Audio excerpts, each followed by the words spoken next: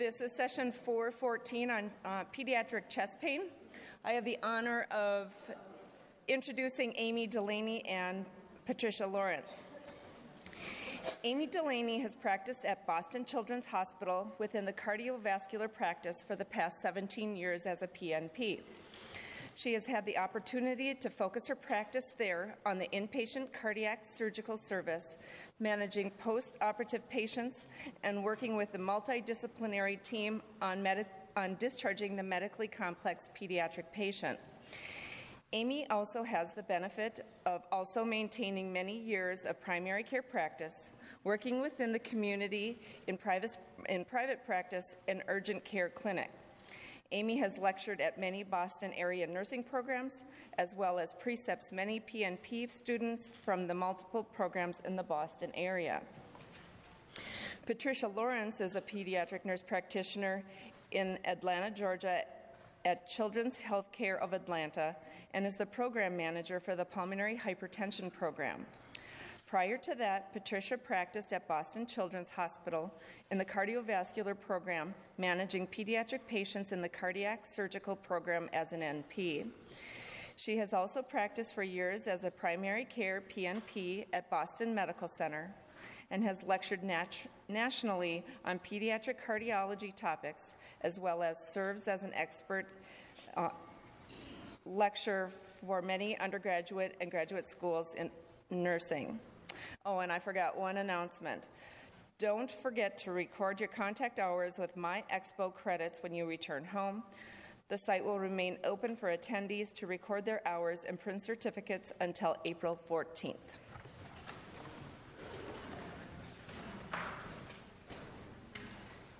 So, good morning, everybody. It's great to see a nice full room on this beautiful Saturday morning, so we appreciate you attending. Patricia and I, some of you may remember, Patricia and I gave a chest pain talk at National NAPNAP. It was probably about 6 or 7 years ago. And we got some good feedback from the audience. And so some people might think, well, you did this 6 or 7 years ago. How much has really changed within pediatric chest pain? We have some new information for you. We have some new numbers. I think clearly pediatric chest pain is, one of the leading chief complaints in the pediatric patient, just up there with, abdominal pain and headaches. I feel so fortunate because I've always worked in acute care, but I've maintained my private practice, ER, and urgent care practice as well. So for those of you that are practicing in primary care, I get it. I mean, you are, seeing this, and it's even though the talk itself, we really want to emphasize the cardiac etiology of pediatric chest pain. We'll give you the numbers. It's so low, but we don't want to miss it. And so we're going to talk about the differentials. I'll go over the objectives. Neither one of us have any financial disclosures. And the objectives of this talk is to review the differential diagnosis of pediatric chest pain in the primary care setting. So for the general, pediatric patient, we would like for you to be able to recite required components of the history, physical exam, and review of systems to decipher causes of chest pain within the pediatric population. But even though we'd like to dismiss cardiac etiology, we don't want you to just necessarily dismiss it. We'd like to give you some tools that you can take home in daily practice to rest assured that you're giving the patient and not dismissing cardiac etiologies. And also recognize the need for referral when evaluating a patient with chest pain. So how many of us have felt like this? This is like my typical, in private practice, a Friday night at 5:40, a come right down. Amy, you had an open spot, we have a come right down. And the patient comes into the exam room with the entire family in chest pain, and the entire family is convinced that this kid's having a heart attack. My kid's having a heart attack. I've never heard, why would my 8-year-old be complaining of chest pain? And, especially for novice practitioners, you may be having a lot of chest pain as well. I mean, this is chest pain really, without years of experience, really makes people uncomfortable as providers. And so Jack Maypole is a pediatrician. We'll give him a little bit of peeps out. He's a cartoonist as well, so he did this for us a few years ago. He's a pediatrician that many of us have worked with. But that's what we feel like, is that chest pain yours or mine? And you know that those visits are not, just quick 10-minute visits. Prevalence. So I brushed on this briefly, but chest pain is really, it's documented multiple, chart reviews and ER reviews that it's the most common complaint in the office and emergency room, followed by abdominal pain and headaches. It can often be a chronic complaint. It can often be something that kids are coming in with saying, my child's been having chest pain on a daily basis for weeks. There's no, male-female ratio is 1-to-1. It's equal across the board. And some of the differentials we will talk about, higher reports in females versus males, males versus females, but overall, prospective studies of chest pain in children have shown that pain in children, chest pain, is not as ominous as in the adult world. One of my colleagues, Christine Lagrastre, and we gave a talk to adult cardiac nurses, and we know that in the adult world, chest pain, immediately you go to MI. I mean, it's like the first thing you think about, not in kids. So again, pain has cardiac cause in only 1% of cases. And it's funny, a lot of students that we give this talk to say, so why are you going to focus your talk on cardiac then when it's never there? We don't want you to miss it. We don't want you to miss it, because I know many of you in the room have actually diagnosed cardiac etiology. So there's 2 studies that I just want to talk about. All of our sources are on the slide, so if you want to go back and read, these are some great studies. Bob Gagel is a cardiologist at Children's. In 2004, he did a chart review, and just to actually document to primary care people and just to put out there, because we were looking at further algorithmic resources for the community. And in 2004, when he reviewed 2 years' worth of chest pain visits in a pediatric cardiology center, it accounted for 5.2% of all consultations. But then, look ahead at Kevin Friedman and Mark Alexander's reports in 2013. It actually jumped to 15%. So it's interesting, as much as we want to give you the tools so that you know when you have to refer and don't refer, many people are still referring to pediatric cardiology for chief complaints of chest pain. Why do we worry about chest pain?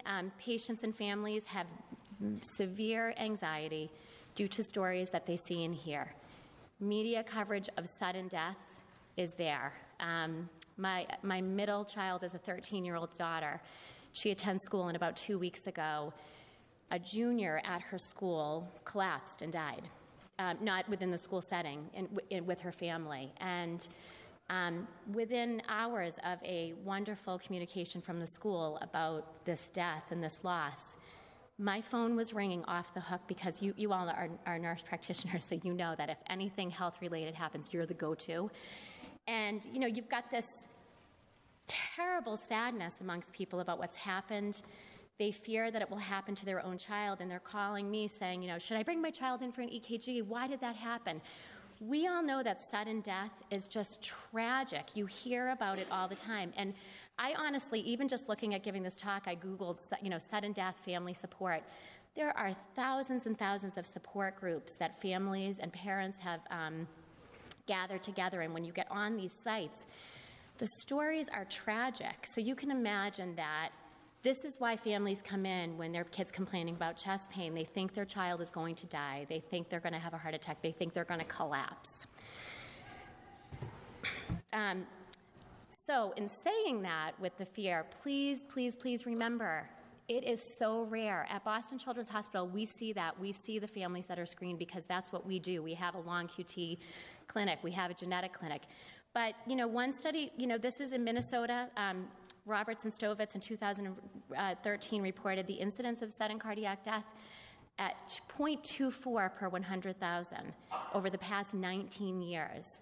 So you're going to hear about it. It's there, but it is very, very, very rare. And no matter what you do in your screening, Patricia's going to talk about that a little bit as well, it's no guarantee. You can't prevent sudden death. I actually recently spoke with our cardiologists who actually run the QTC program and the hypertrophic cardiomyopathy program. The thing is that we hear about sudden death, but there's never going to probably end up being routine screening for every child. It's not cost efficient. It's like finding a small fish in a sea. The key, and Patricia will talk about this some more, is screening families, unfortunately, who have somebody who has died of sudden death, who has a family history. And that is the take-home message with sudden death, and Patricia will talk about this a little bit more. So cost. We just really have to mention a little bit of data that we have on cost.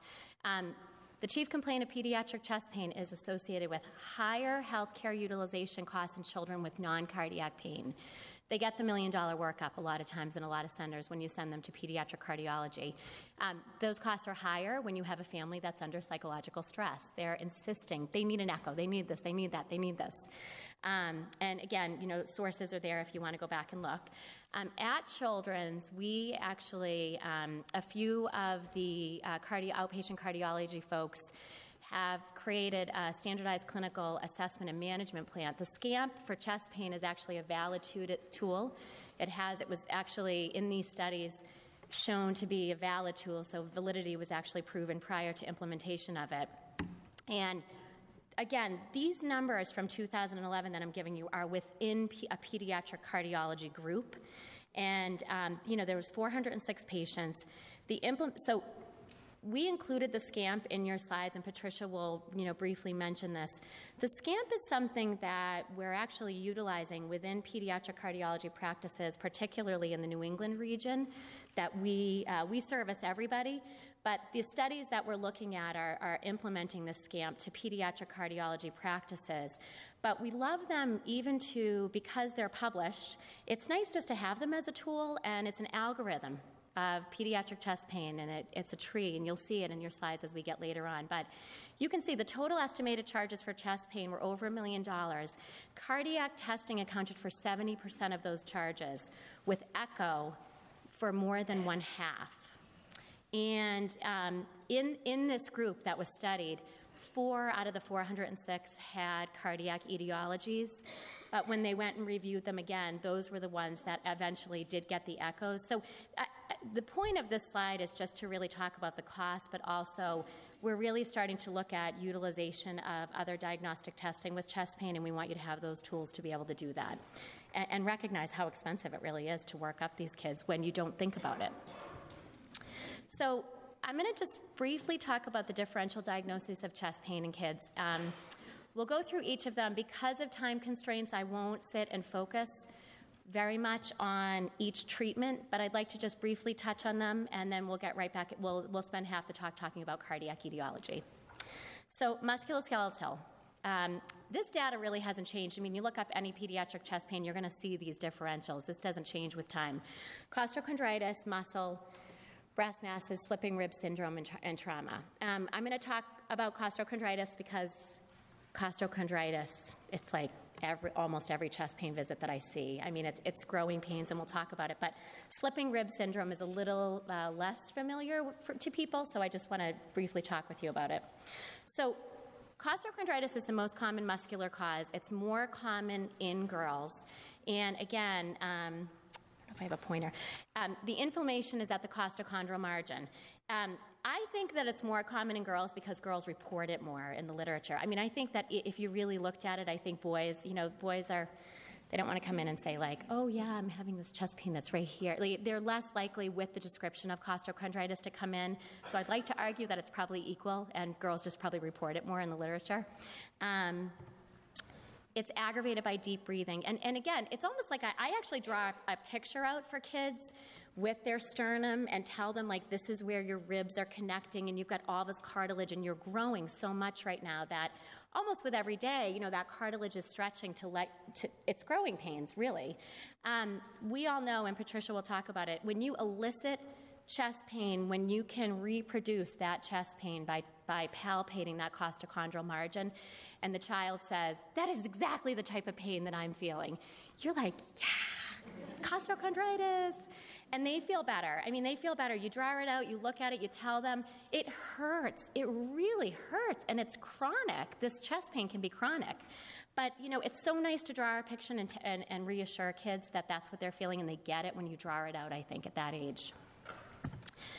Slipping rib syndrome is a little bit different, and you know, I don't see this a lot in my practice. I see it occasionally, but slipping rib is displacement of the tips of the inferior ribs. So that's ribs 8, 9, and 10, because they're not attached to the sternum, and it's aggravated by deep breathing. One of the other complaints that kids come in with is right or left upper abdominal pain, like upper quadrant pain, and the hooking maneuver is what you use for this. And honestly, you take your fingers, if you're really, you know, suspecting it, and you hook them around those, this is a picture, you hook them around those floating ribs, and if you pull, it really does reproduce the pain, and it's very painful. Typically, slipping rib is treated with NSAIDs, but in severe cases, because the ribs can displace, sometimes they require general surgery consult for surgical management of it. So respiratory, we all know respiratory is huge. I mean, this is an older study from 1992 that Pediatrics published. Asthma was reported in overall complaints of chest pain, not just in a respiratory category, as high as 73%. Pulmonary embolism, again, I've seen it once in a teenager on OCPs. Again, very, very, very, very rare. Foreign body aspiration, but chest pain of respiratory etiology is more common under the age of 12. And again, I will go through these differentials, but Patricia will talk about history taking and why this is so important when you're diagnosing chest pain and thinking respiratory etiology. GI. So, Julianne Evangelista, another great nurse practitioner colleague of ours, published a study in 2000, and GI causes of chest pain were as high as 8%. So again, not as high as the respiratory causes. Muscular and respiratory really trump the other differential categories, but GERD, you always have to think about GERD, esophagitis, foreign body, esophageal, and caustic congestions. And then this 21 to 30% in teenagers of this idiopathic and psychogenic. It's a difficult category. This again, in the literature primarily affects girls, reported. This is when this is this vague category. You can't put them in any other category. You have a normal cardiac exam. You're, checking everything off the list, and there's no organic it's psychosomatic, but they're truly having pain. So this requires a little bit more, when looking at this, a little bit more helping of the family, giving them support, seeing, life events that have taken place. And then, we've got this miscellaneous category of, these happen. Scoliosis. Really, it can cause chest pain with curvature of the spine. The thoracic tumors, sickle cell disease, kids that are in crisis. Shingles. Bad chest pain when you have a line of herpes zoster that's, unilateral on the back or the chest.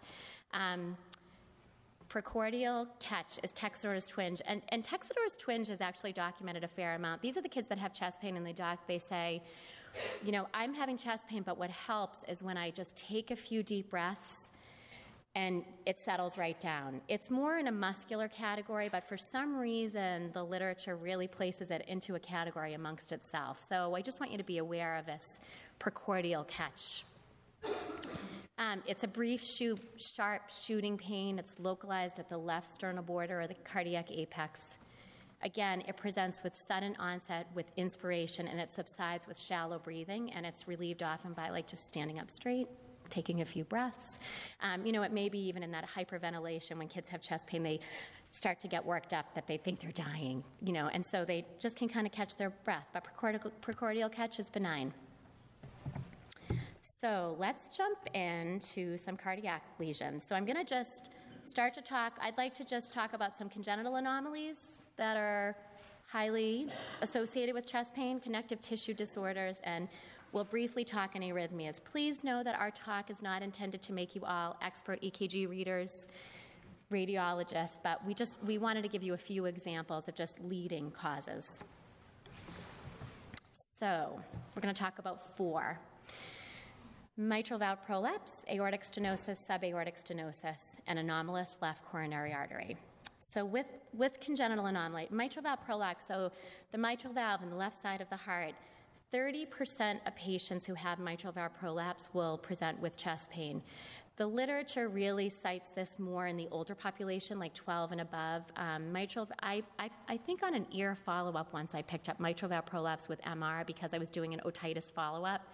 And this healthy girl, and I threw my stethoscope on her, just, as you all do with thorough exams, no matter what you're seeing them for. I heard this whopping murmur, and she never had chest pain. So most of the chest pain that you hear, that you see reported with mitral valve prolapse is more ages 12 and up. It's the redundant leaflets of the mitral valve. They bulge into the mitral annulus, and it's the most prevalent cardiac lesion to be associated with chest pain in children and adolescents. And again, older study, but still remains the same. Mitral valve prolapse, you can often hear a mid-systolic click with or without a systolic murmur. You may hear a click without a murmur because the murmur depends on your degree of MR. If you have mitral regurgitation that's moderate, you're going to hear a murmur.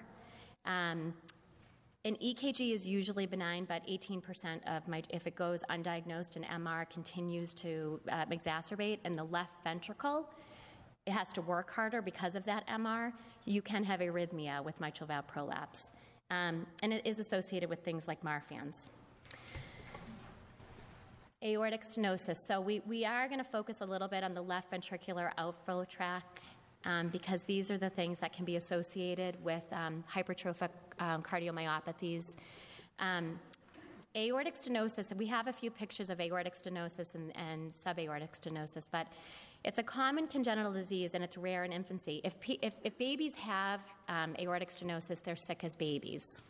So if you have mild AS and as you grow that aortic stenosis, a lot of times kids can actually live with aortic stenosis without diagnosis, depending on the degree of it. But if you have congenital AS that's severe, you are very, very sick as a baby. So these are the kids.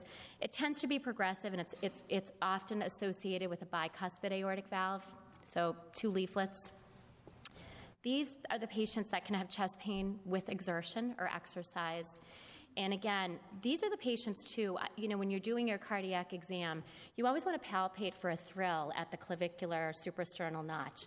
These are the patients that you actually can feel a thrill because as you can imagine with the aortic outflow tract going up against pressure, you can have a thrill and a murmur associated with AS. And if you get an EKG, you often, depending on how long it's been there, can see a strain pattern in the V leads because the left ventricle has been working so hard against this.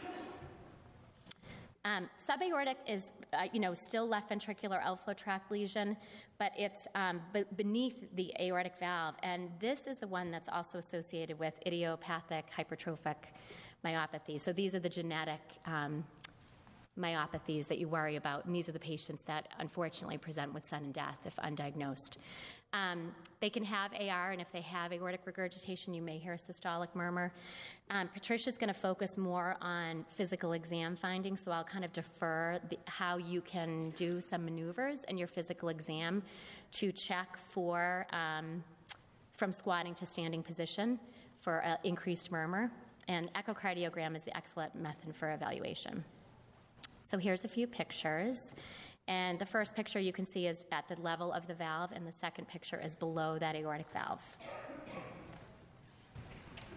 So anomalous left coronary. Because Children's operates on, we probably do about, 25 cases a week, 30 cases a week and see patients. I feel like once a week we see a teenager with anomalous left coronary. It's very rare, but because I work at a major center, I see it. This is a picture. You can see the blue coronary coming off of the pulmonary artery. That's blue. That's not supposed to be blue. That's supposed to be pink blood. So this is, the LCA arises from the PA. These are the patients, honestly, that we see at Children's as teenagers that have exertional. They're usually very well appearing. It's amazing that they haven't had chest pain, but we typically see it almost when the teenagers start to become more, competitive athletics. We had one last week, a 15-year-old who was just presenting with exertional pain. She was a varsity field hockey player. She was having exertional chest pain, and it subsided and got better, but she was also having diaphoresis with activity as well as, near syncope. They all require surgical intervention. They all come in. The EKG usually demonstrates an MI. These are the patients that are in the adult world, presenting with strain on that ST segment pattern. This is a baby with anomalous left coronary artery with a huge heart, massive cardiomegaly. And this is a little more difficult to see, but in the V leads, there is an ST segment strain, meaning an elevated ST segment if you look at it from the anterior leads. So just in the benefit of time, I'm just going to mention these. I won't spend a lot of time on these. I'd really like to go into, in the next just 2 or 3 minutes before I hand it over to Patricia, I want to mention on these acquired conditions, because in that study that I mentioned that Kevin Friedman and Mark Alexander did, 2 out of the 4 had pericarditis. And pericarditis is an inflammation of the pericardial sac. We often see it in the post-op cardiac surgical population. If you have a patient that you're seeing that's 2 weeks status post an atrial septal defect repair, the pericardium is inflamed, they have chest pain, you often can't even hear a rub. Sometimes you can. But this is definitely something to consider, especially if you've got a patient that has had recent cardiac intervention. Rheumatic heart disease we don't see a lot, but we have a lot of kids that are here, immigrants adopted that have a history of rheumatic heart disease. Kawasaki is definitely something you want to keep in mind with chest pain. It's not that you think the patient probably that you're seeing has active Kawasaki, but if you have a patient with a history of Kawasaki disease in toddler years, you really want to make sure that you ascertain their cardiac history as far as did they have sequelae of coronary artery aneurysm during that time? Were they hospitalized? Were they treated? Are they lost to follow-up? Are they seeing their cardiologist on a yearly or every other year basis? Because if they've had coronary artery sequelae, or if they have a history of Kawasaki, you really want to know that, and it should raise your flag a little bit more that you probably want to make sure they've seen a cardiologist.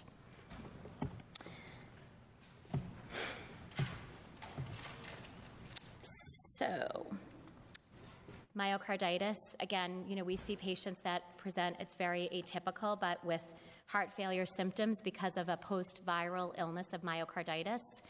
These are the patients that may have a bit of a gallop on exam, and S3 in children is never normal when you hear a third heart sound. And the EKG may be nonspecific, but your chest x-ray is going to show a great big heart with myocarditis. And they often have other symptoms as shortness of breath, fatigue, diaphoresis. So just a few more slides on arrhythmia. Just touching on arrhythmias. SVT is the most common arrhythmia in children. Kids do have chest pain if they are in SVT. They can tolerate it. They can tolerate a very, very fast heart rate for a while. They're usually fairly well compensated with SVT unless it sustains. But it's uncomfortable. So you may see a patient with SVT with chest pain. It's a rate that's too fast to count. These are the ones that you get an EKG.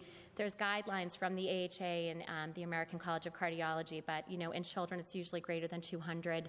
In an older child, even SVT that's non-variant, that's a rate of greater than 180. They can get dizzy if it lasts. They can get dizzy. You really want to make sure that you're not treating SVT alone in the outpatient world if you don't have to, in case there's other things going on. But often if you have a patient, it's very safe often just to try a vagal stimulation or ice in the office. This is an EKG on SVT. It's very, very fast. Very fast. VTAC. So VTAC, I have seen a patient with VTAC with chest pain once. Please know it's very unusual. We know that VT is often a fatal arrhythmia in children and adolescents and adults. These are the patients, again, long QT typically will present with sudden death. I did have one patient who was a well child once who actually was having bursts of VT that were non-sustained. And when they started happening more, he was just so much more symptomatic that it became an automatic 911 admit. Very rare, but listed under differentials with chest pain. Here's a little 5-beat run of ET who had syncope associated with it. WPW. So WPW is a pre-excitation. I'm really just in the. I want you to have these slides. I want to mention it because it puts patients at risk for SVT. You will not be expected to be an expert EKG reader in the community, but if on your EKG, just if you look at it, if you see the sloping of this red outlines these delta waves, that may mean that a patient has a pre-excitation. So the PET, it starts at the SA node, it comes down, it's heading down to the AV node, but for some reason it may take a different pathway but stop. And if it continued, you would have a patient in SVT. So if you have a patient with WPW on EKG that's actually presenting with chest pain, first of all, if anything kind of red flags on the EKG, you want to have a cardiologist read that to confirm. But we just did want to point this out, that it's actually almost like a sloping before you head into that QRS on EKG. And long QT, we talked about this. The QTC is very hard to calculate. You might get an automatic read on some of your EKGs, but the QTC, the corrected QT interval, even on an automated EKG, if you're looking at the top of your EKG and you see that EKG has a QTC that's greater than 450, it may not be greater than 450, but you sure want to have a cardiologist calculate that because that's a big formula. You need calipers. You really have to be specific about that. So I'm going to hand it over to Patricia, who's going to just finish out cardiac lesions, and then we'll take some questions at the end. Thank you, Amy. So I'm just going to pick up where she left off and talk about the last cardiac cause of chest pain, which is pulmonary hypertension. It's a disease that's really very rare, and it's caused by vascular changes within the entire pulmonary vasculature that leads to narrowing of the pulmonary vasculature lumen. And what the right ventricle likes to do is pump under very low pressures, and this is a disease which leads to increased right ventricular pressures. RV doesn't like that very much, and so as the disease progresses, your right ventricle begins to be more muscularized, but then after a while, it really starts to thin out. And it's with that thinning out of the right ventricle that you can see both arrhythmias, but also coronary ischemia associated with that. And so while I think this is an extremely rare disease, I think it's important to mention. And with these patients, they can complain of very crushing chest pain. And when we talk later on about delving into the history and looking at the physical exam, we'll talk a little bit more about the nuances of picking some of these things up. This is just a cartoon drawing of those vascular changes that occur. And really, patients are really very asymptomatic until their disease is really quite severe. And it's at that point where they may complain of crushing chest pain. I think Amy and I cannot stress enough that the biggest bang for your buck is with a very thorough and detailed history. A lot of these patients that come in with chest pain, they're not going to have abnormal exams. You're going to do an exam, and most of the time may be normal. But it's really in delving into the history and asking a certain set of questions that's going to help you discern whether what you're looking at is a respiratory cause or whether what you're looking at is musculoskeletal or GI or cardiac. So our hope at the end of this talk is that you walk away with a really good understanding of what questions are going to point you in what direction and then when you should refer, because again, we're always most concerned about those cardiac causes of chest pain. Our patients are coming in with the expectation that this is going to be cardiac. So hopefully we'll accomplish that job by sharing all of these pieces of information with you.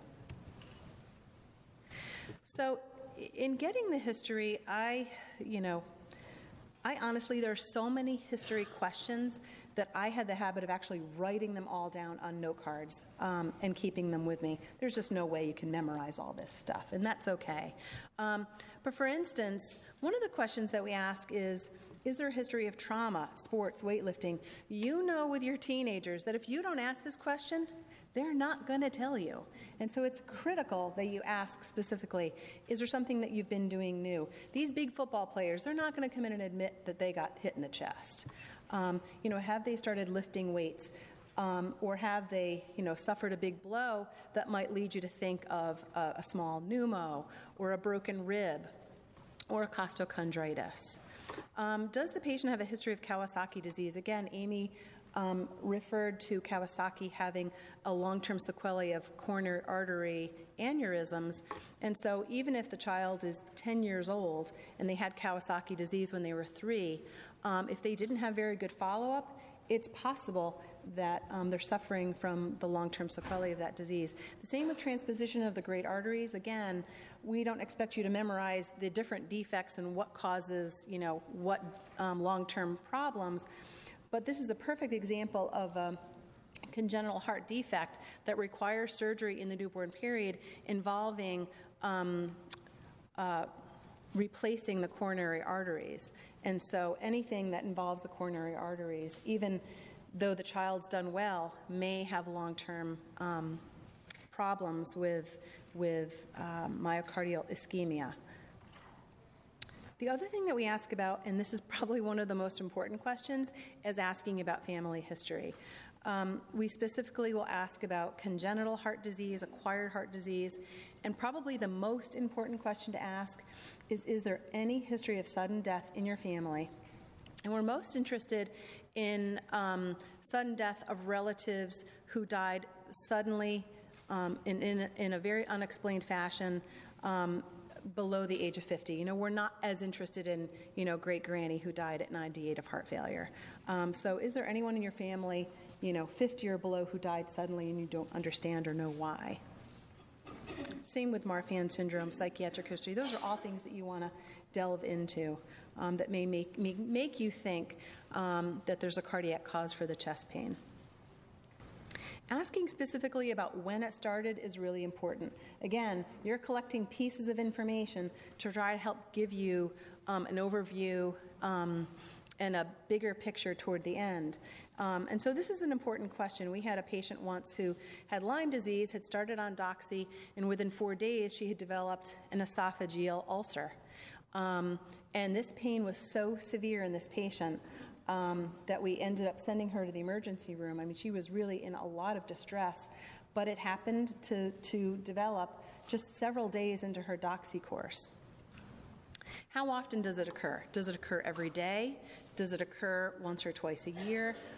Is this an older adolescent who's been having chest pain for years, but now it's getting worse? Some of the diseases that Amy talked about are diseases that can progress. So aortic valve disease, subaortic stenosis, those are all progressive diseases and can get worse. What are you doing when it occurs? Are you playing football, running? Are you active? Is this exertional chest pain, or is this chest pain that occurs after you've had your big spicy meal and you're hanging out on the couch? I think this is a really helpful question. The patients who are complaining of chest pain only when they're sitting is a lot more reassuring to me, points to many other things but cardiac chest pain when we get a pertinent positive on this. So specifically asking, whether it's only when they're active and exerting themselves is important. And then how long does it last? Does it last just a few short seconds? Does it come on and off like a light switch? Does it, when things, when some of the chest pain lasts just a few short seconds, you might think of musculoskeletal, you might think of Texidor's twinge. So asking that question is also very important.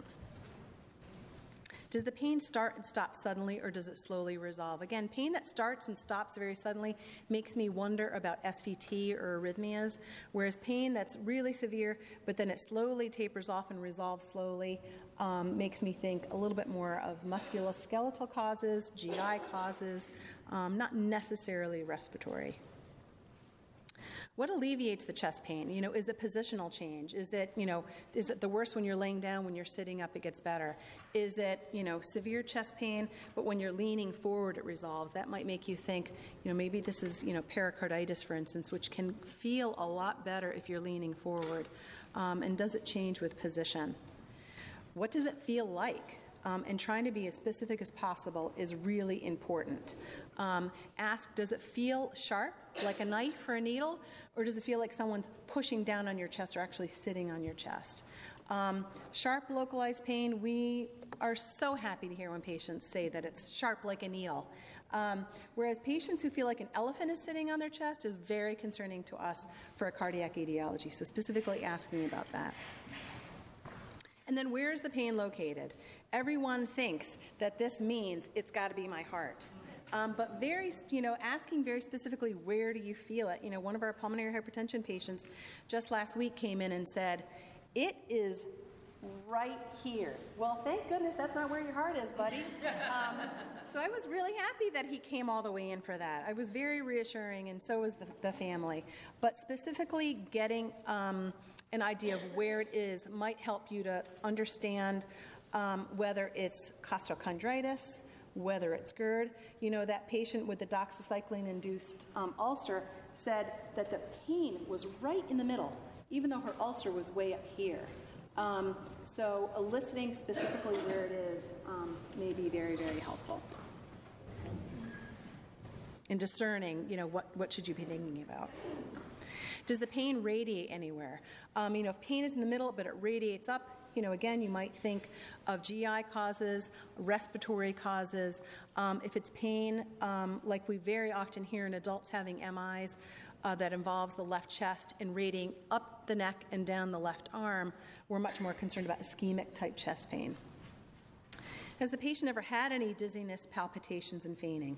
Again, these are very red flags, in the cardiac world for us. So anybody who's got chest pain associated with palpitations or dizziness or syncope are very, very concerning and often make you think that perhaps what you're looking at is a cardiac cause. If it's associated with palpitations, what comes first? Does the chest pain come first, followed by this rapid heart rate, or is it the opposite? A lot of times when kids have chest pain, what do? They panic. Their heart rate goes up. So it's chest pain followed by an increase in their heart rate. With things like SVT and other arrhythmias, you might feel the palpitations first, followed by chest pain afterward. So again, asking about that level of detail of timeliness with symptoms might help you to discern, again, what may be the cause of the chest pain. Does chest pain ever wake the patient up from sleep? This is something we usually worry quite a bit about, although you could consider GERD as a reason for having chest pain in the middle of the night as well. And then are there any other concurrent symptoms? This is somebody who just got back from a trip and they've been febrile. Is this rheumatic heart disease? Is this Lyme carditis?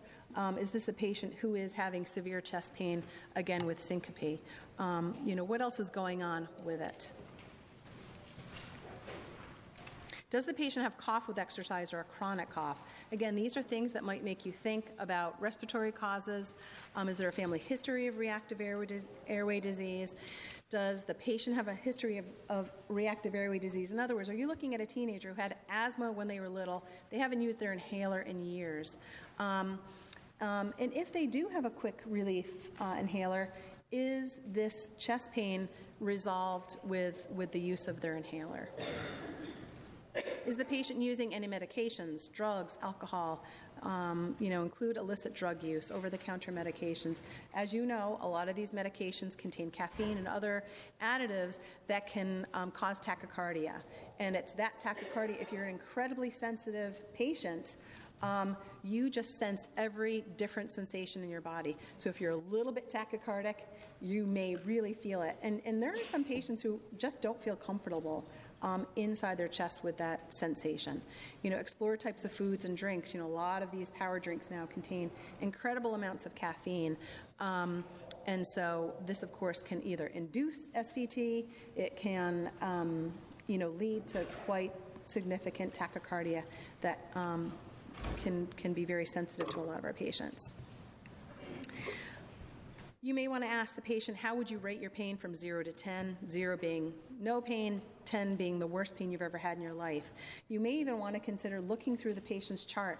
Is this someone who chronically complains, or is this someone who's just been very well, and now they've come in 2 or 3 times complaining of this chest pain? I take that a little bit more seriously, especially when you know your patient. How worried is the patient about the chest pain? Is this something that has really affected their participation in sports, and et cetera? One of the questions here is, how does it impact on their activity? Is this a total gung-ho varsity football player who will not miss a practice or game, and now they want to sit out because they really don't feel well? That's very meaningful information to me as a clinician. And just exploring recent life events, we once had a patient who came in with chest pain. He was this adorable 7-year-old boy, came in with his grandmother, said he had chest pain. He described it beautifully. Well, it turns out that the grandmother was having chest pain, and she was going through this Holter event monitor workup. And in the end, he came up, we did the $1 million workup in cardiology, nothing came of it. And he said, honestly, I was just so worried that my granny, had this chest pain. I was worried too. So again, any slight sensation may have made him, feel like he was having the same problems his granny was. This is, has anyone with a raise of hands seen this tool? Wow. So I'm going to take it that nobody uses it in their practice. This is the American Heart Association's 14-point screening tool for screening patients for serious causes of cardiac sudden death. This has been revised over the years, but it was recently revised in 2014 to include a couple of other key points. 2 things that I want to point out to you. 1, please feel free to use it in your practice. And 2, note the personal and family history sections and how detailed they are. You'll see that on the physical exam, there aren't many things to look for on this screening tool, but it is heavily emphasized both the family and the personal history. So it's so important to take the time to elicit a history to really gain a better understanding of what the causes of the chest pain possibly could be related to. So when should you consider cardiac causes based on the history alone? You've done your history, you haven't even set your stethoscope on the patient's chest. Immediately before I set my stethoscope on a patient's chest, I would already be wondering about and worrying about whether I elicited a patient or family history of seizures, syncope, sudden death. You may ask yourself, why do we ask about seizures? But seizures can often initially look like arrhythmia, and so we specifically ask about that. We ask about patient or family history of congenital heart disease. Again, if we get a positive history on that, I would be very concerned about cardiac causes. Pain with palpitations, pain with exertion, and dizziness. Again, specifically anybody who's got a history of crushing chest pain, or even a long, history of abnormal EKGs or chest X-rays in the past. Those are things that would be sort of red flags in my mind before even going on to the physical exam. On physical exam, there's a lot that you can learn by just observing your patient, looking to see whether they're very anxiety-ridden or in a lot of distress, looking to see if there's any bruising or trauma. My biggest pet peeve are these patients who come in for a full physical exam or a sports physical, and they've got like their shirt on and their scarf on, and they need a gown on, or a Johnny, like we call it in Boston. They need a gown. You need to look under that gown, and you want to look for bruising, trauma, scarring of the chest. We have plenty of patients who they're 14, they had their ventricular septal defect closed when they were 6 months, so in their mind, they don't have any cardiac problems anymore. But guess what? Those are our patients that we're worried about the most. This is just some photos of patients with abnormal concavity or convexity of the chest that might alert you to thinking about Marfan's. And so just keep an eye out for these. These are quite drastic photos, but any slight abnormality in chest wall defects should alert you. Again, when you're palpating, palpate along that costochondral junction. See if you can elicit the chest pain. And most importantly, use skin-to-skin contact when palpating for a right ventricular heave or a thrill. A thrill is just a vibration through the chest wall, and I guarantee you, when you go to listen with a stethoscope, you will hear a murmur. So palpate. If you don't palpate, you won't feel it. So palpate over the point of maximal intensity, palpate at the suprasternal notch. It's a wonderful way to pick up left ventricular outflow tract obstructions very easily before you even set your stethoscope on the patient's chest. Palpate for subcutaneous emphysema, which could be associated with trauma and things of that nature. You can try the hooking maneuver. Your abdominal exam may alert you to hepatosplenomegaly, and of course checking your pulses. This is how we may want to palpate along that costochondral junction to see if we elicit any chest pain, and palpating over the point of maximal intensity for a thrill. When you're listening with the stethoscope, of course, you're going to be listening for murmurs, friction rubs, extra heart sounds. Make sure, one very important take-home point, listen to the heart in both the standing and the squatting position, and particularly over the aortic valve region. The aortic valve region is right up her sternal border. If you don't take anything else away from this talk, remember to listen over the aortic valve region while they're standing, go down with them in the squatting position, and do it slowly, take your time, and then stand back up. If you hear a murmur that changes with those two positions, you don't have to memorize whether it's aortic stenosis or sub-AS. Just know that that is very abnormal and so important to elicit, particularly with sports physicals. And of course, as you're listening, you're going to listen for heart rate to pick up any arrhythmias and things of that nature. Listen to the breath sounds to see if you hear any wheezing. So when should you consider cardiac causes based on your exam? If your patient, of course, is in severe distress, if you see chest scars, if you palpate a thrill at either the point of maximal intensity or suprasternal notch. The patients who have left ventricular outflow tract obstructions, which are associated with sudden death, may only have a thrill at the suprasternal notch. So if you're palpating here and you feel don't feel anything, there's no guarantee that you don't miss the thrill at the suprasternal notch. It's so localized. But feeling there is really critical. Listen for murmurs or consider cardiac causes if you have murmur or abnormal heart sounds, and particularly a murmur that increases with the standing position. So a murmur that goes away when you're in the squatting position but becomes loud again when you're standing up. Okay? This is a slide that describes murmur maneuvers that a pediatric cardiologist might use to elicit murmurs that are very highly associated with congenital defects that are very concerning and dangerous to patients. What I want to point out to you is that middle section about listening to the heart and the left ventricular outflow tract with changes in position. What testing is used? We use normal EKGs. Peak flow meter is my friend. I tell you what, if I'm even thinking that it might be respiratory, I grab that peak flow meter. And if they brought in their quick relief inhaler, you can do some testing with that peak flow meter.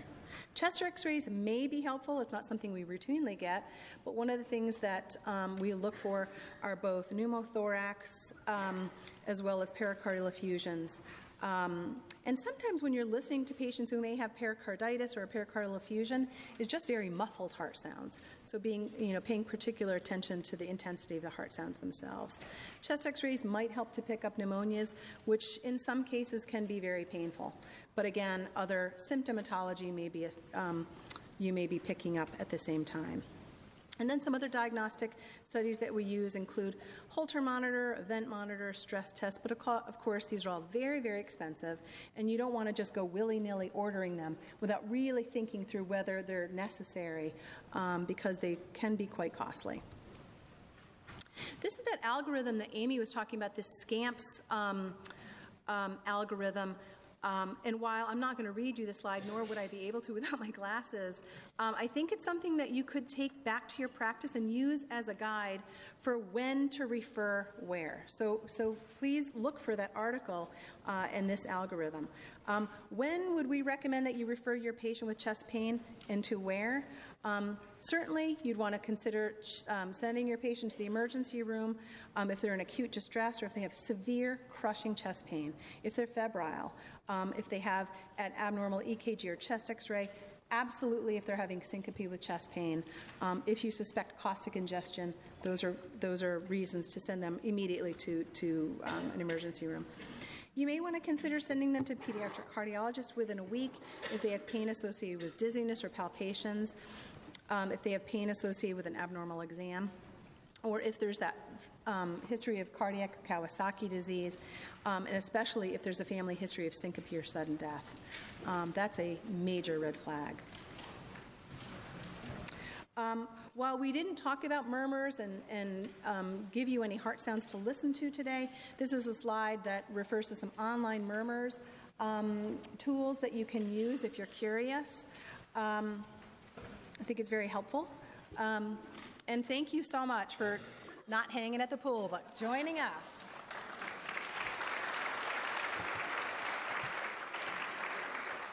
Does anybody have any questions for Amy or I? Yes. I always get a positive answer when I ask about palpitations, and I think it's because I'm asking the wrong question. How do you explain palpitations to a 7-year-old? I usually ask whether they feel their heart is beating out of control. I think that the 7-year-old's, sensation of palpitations or their heart beating out of control doesn't necessarily mean they're having SVT. But that's maybe how I would ask it. I don't know, what would you say, Amy? Yeah.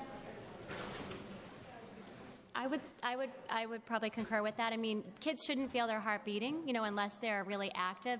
So if they can report, I feel my heart pounding, or I just feel something extra. Mm-hmm. A fluttering in your chest is probably not something I'd worry about, but something that's sustained and really, more augmented is something that I'd be concerned about. The other thing you can do is have them do 10 or 15 jumping jacks.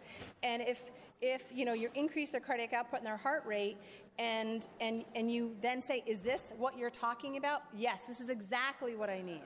That may be reassuring too. Hi. Patricia, are you guys advocating the squatting system, the aortic valve for every sports physical? Yes. Every sports physical, make sure that you're listening over the outflow tract region, the aortic valve region, at the standing position. Listen for murmurs. Go down with them into the squatting position. Go down with them and keep the diaphragm of your stethoscope over that area. Listen and wait, and then you can stand back up. Does laying down do the same thing as squat? No, it does not. Squatting is key because it increases your afterload. That murmur chart in the slides, I know it's lengthy. When you have time, you can look at it a little bit more because it actually, it's so hard to have an hour to talk about chest pain because we would have loved to have had, we usually do this with heart sounds and, really add so much more to it. But that chart will tell you sort of the physiology that happens when you squat and stand up with left ventricular outflow tract obstruction, which is really important to ascertain. Christine is, yeah. We need it.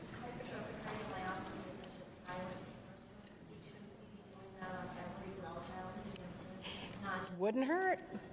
Well, if in doubt, do it. Yeah, and I think the recommendations, so even the AHA screening tool, it's actually not been adopted universally. It's not like there's no guidelines on this. We as, obviously we're primary care providers, but we're cardiology people too. So because we do see that, we would advocate that you really are, very thorough. And, Christine points out a good point. I mean, shouldn't we be doing this on everybody? Sure, you can. It takes 10 seconds more to do it. Typically, we are seeing in primary care those patients that are, 11, 12 and up. I mean, now students are participating in such competitive sports at such an earlier ages than they were even 4 or 5 years ago. So I think it's worth it to try to routinely do it on everybody if you can get them at that school age to cooperate with you to do this. You had a question. So, talking about subaortic stenosis, can it be, you said that sometimes the chest x-ray and EKG are normal? Mm-hmm. So if the child comes in with chest pain, I send them for a chest x-ray and EKG. I'm worried about it. Yeah. And then if it comes back normal and if it's mild, will I be able to feel? You may not feel a thrill until it's pretty significant. Remember, those are diseases that are progressive. So if you didn't palpate a thrill, but then a year later you are, it could be that you've been looking at subaortic stenosis. But I think the most important thing is... Well, this is my thing. So you have the tools that you have to do the very best and the very most thorough that you can at that time. The thing is that by seeing people and going through differentials and clearing these things and feeling good about them, there's no 100%, I don't mean to sound like you're good, is there going to be that 0.24 in 100,000 people? Sure, it's reported, but I think the key is that close follow-up of patients, making sure they're coming in, not lost to follow-up, even for well-child exams, knowing that if you see a patient with chest pain as a primary care provider, you're telling them, okay, make up a custom paragraph, make out a handout, or, give them literature that's very basic to say, if your child has chest pain, that is, wakes them up out of a sleep at night. If they're short of breath with chest pain, if they're having chest pain that's not resolving. These things that we gave you. Agreed that mild sub-AS may not, we see those kids diagnosed at 8, 9, and 10 years of age. I mean, it's not something that typically is always diagnosed at an early toddler year age, but you do the best you can do. Given that. And even that AHA screening tool is not a guarantee that you're absolutely going to prevent a sudden death. But that tool allows you to do your very best to screen those at the most risk. Yeah. And that's... I don't think you have to disclose to every family, all right, I'm clearing your child, but it's not a guarantee. But the thing is that you have to ask that question of family history of sudden death. There was one study that was recently published, and I think it was recently published on sudden death, that out of, when they did a review of 10 years of sudden death, 40% of those kids that died of sudden death had one indicator on that AHA 14-point screening tool that no one asked. Yeah. So I don't know how, you have to decipher the way you ask it, but, I don't ask in front of an 8-year-old in front of their parent, like, so did anyone ever die in a swimming pool? Did anyone ever have, but you really have to sort of strategically outside of the room or, in your nurse practitioner way, ascertain that family history on that AHA 14-point screening tool. That's not a universal guideline, though. It's a tool that we've modified it a bit in my private practice, but it's a great tool because it's been shown that one of those history questions out of the 10 that are on there, in 40% of kids that died of sudden death, one was positive. Mm-hmm.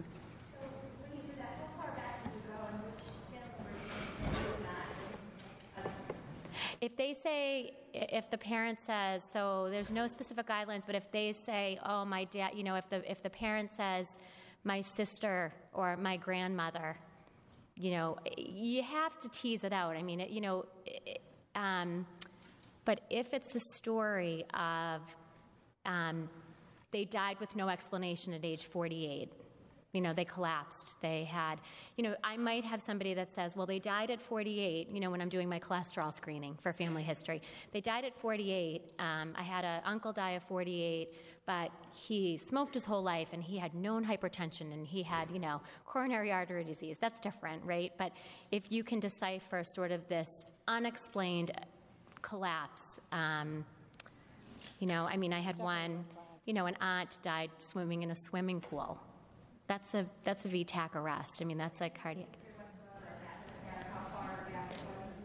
I would argue that if you even have second and third degree relatives that died that was really no explanation and very unusual to you, that raises you. Yeah. You don't have to diagnose them with long QT, but I think it should just raise your awareness that maybe I want to get an EKG on this kid.